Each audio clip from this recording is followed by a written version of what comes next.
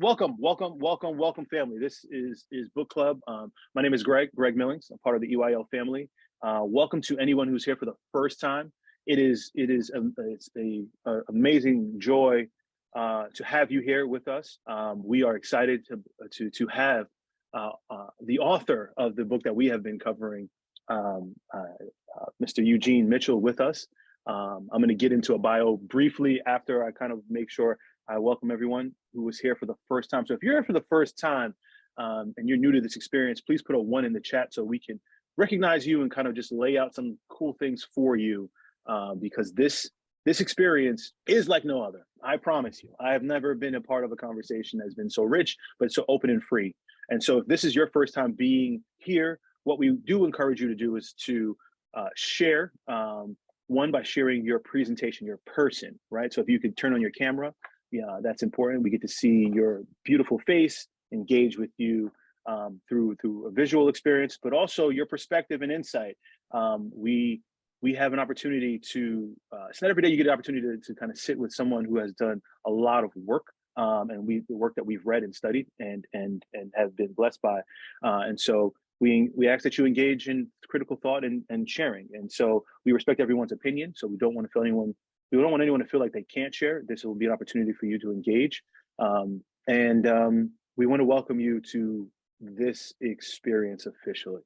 This is our book club. This is our literary review. This is our time where we dig deeper into conversations based on a subject matter that is relevant to us all. If you have been journeying with us, you understand that we first started in looking at cycles, economic cycles, and then we also kind of jumped into the debt cycle and the student debt issue. And what was flooring, it would hit me hard was how the student loan crisis was being talked about, not directly related to the wealth gap crisis that we were in, right? It was almost as if we're carving out a piece and kind of segmenting it away from the bigger narrative that exists in our community, right? The issues that we have in our economy, in our historical, right, economy, is that our community is faced with a wealth gap. And so I had the opportunity to connect with Mr. Mitchell through my OGs, one of our homegrown mentors, Mr. Hassan Bilal, who is also the father of Rashad Bilal, one of the founders of EYL. And I thank him for connecting us. And Mr. Mitchell is here, so thank you for being here. And thank you for your piece of work. This is moving. Addressing the racial wealth gap and the 7 habits or principles to address that was moving and insightful and transformative.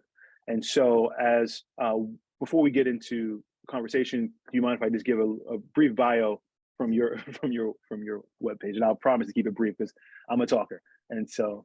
We'll talk forever. So, yeah, Eugene Mitchell comes to us as president and CEO of E. Mitchell Enterprise, LLC, a financial consulting and service firm. He's also the amazing author of this book that we're reading, Closing the Racial Wealth Gap, the 7 Untold Rules for Black Prosperity and Legacy. Prior to starting his own company, Eugene spent nearly 2 decades as a corporate vice president and African-American market manager at New York Life Insurance Company, and a position that he created.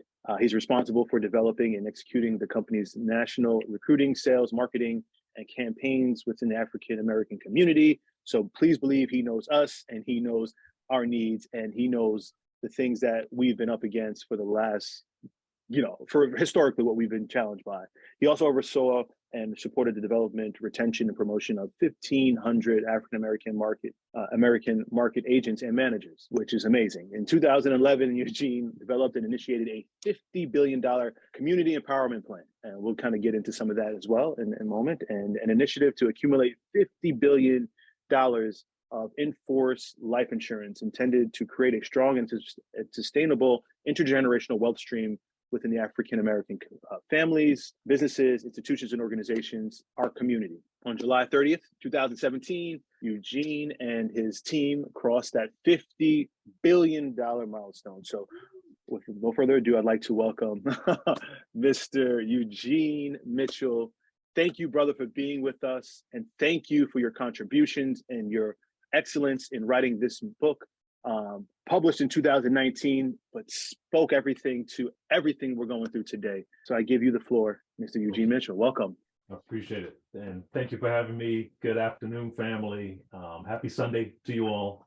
I want to first say, thank you, Gregory, for the invitation to be here, for those great conversations that we had leading up to this. I feel your passion and all that you stand for and what you're trying to share with the group. And I wholeheartedly believe in that and kin with that with you. I want to thank the EYL team for all the great work that they've been doing, and just the presence, the positive connections, the outreach, just the just this beautiful space that has more and more ears and eyes tuning in, and I think it's but for so much of what we're passionate about, right? This miseducation, this the historical systemic racism, the things that we've not been taught. I mean, that's really where I come from and what I'm trying to share and bring us up to speed on. It's been an opportunity to peek behind the curtain and to see what others have been doing and what we've been missing, right? And,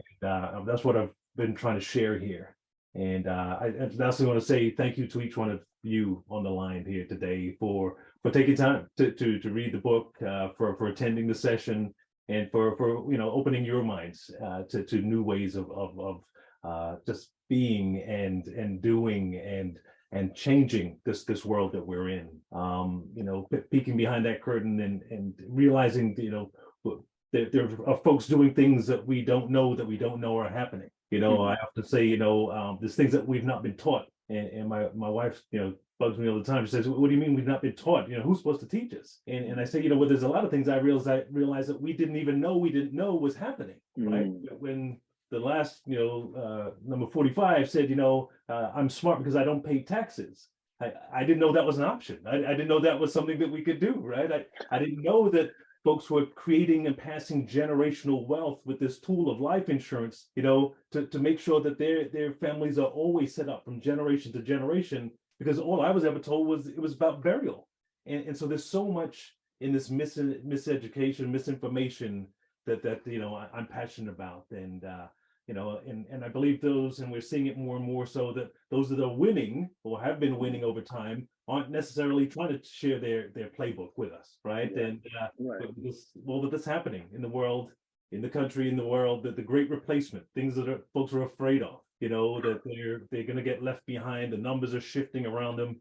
The ways they're, I believe, pushing back are locking in their wealth and their finances, right? They're making sure that we continue to be behind and tripped up and in chaos and perpetual sort of strife and stress, and we don't have to deal or catch up to where they are. What's the last study that said it's going to take us 228 years to catch up to the current place of wealth, right, of white America. I don't know about you. I don't have 228 years to figure this out, right?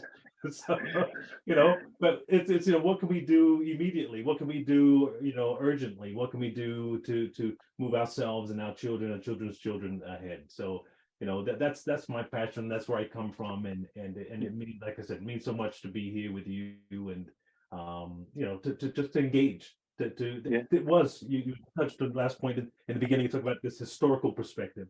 That's what I wanted to bring in. That's something that I want to make sure that I stand on, knowing that we didn't just arrive here, right? That there is history.